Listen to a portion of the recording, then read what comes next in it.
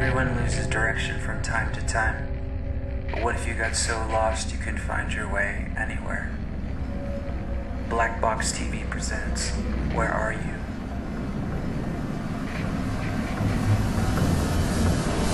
This process of manipulation by the corporatocracy through the use of debt, bribery, and political overthrow is called globalization.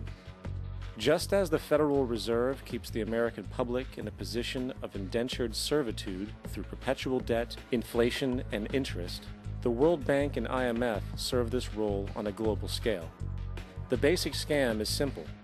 Put a country in debt either by its own indiscretion or through corrupting the leader of that country, then impose conditionalities or structural adjustment policies, often consisting of the following.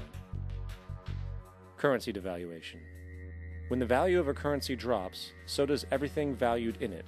This makes indigenous resources available to predator countries at a fraction of their worth.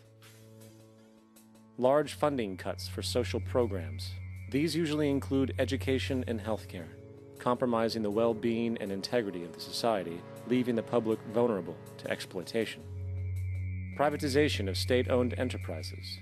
This means that socially important systems can be purchased and regulated by foreign corporations for profit.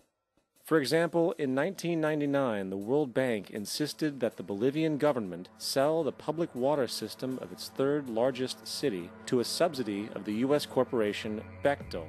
As soon as this occurred, water bills for the already impoverished local residents skyrocketed. It wasn't until after a full-blown revolt by the people that the Bechtel contract was nullified.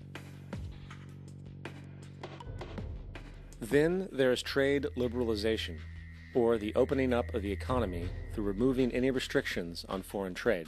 This allows for a number of abusive economic manifestations, such as transnational corporations bringing in their own mass-produced products, undercutting the indigenous production and ruining local economies.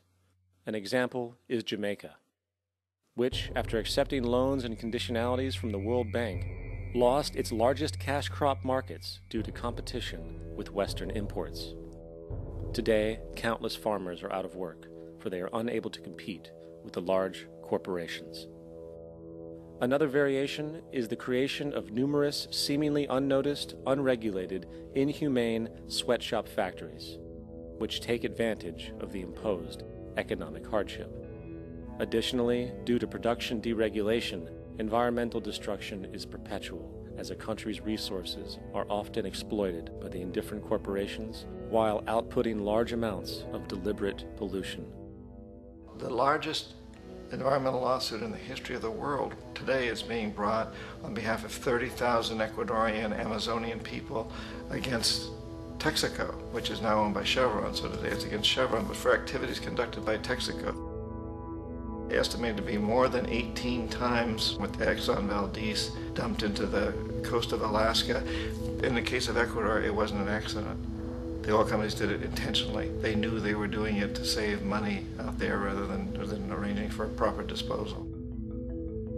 Furthermore, a cursory glance at the performance record of the World Bank reveals that the institution, which publicly claims to help poor countries develop and alleviate poverty, has done nothing but increase poverty and the wealth gap, while corporate profits soar.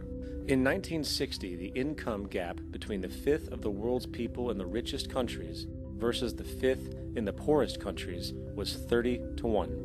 By 1998, it was 74 to 1. While global GNP rose 40% between 1970 and 1985, those in poverty actually increased by 17%. While from 1985 to 2000, those living on less than $1 a day increased by 18%.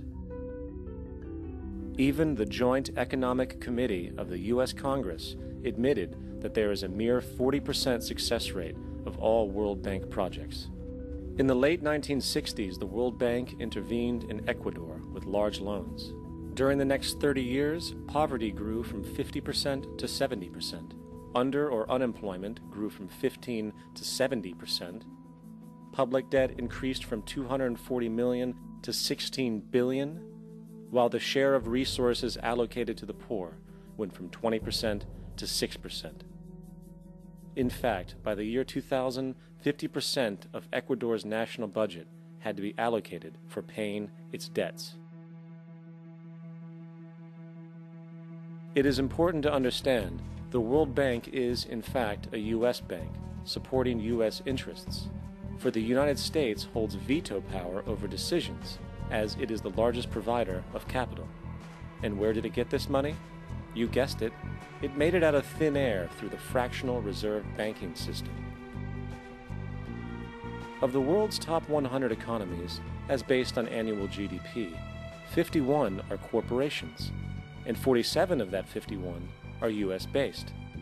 Walmart, General Motors, and Exxon are more economically powerful than Saudi Arabia, Poland, Norway, South Africa, Finland, Indonesia, and many others.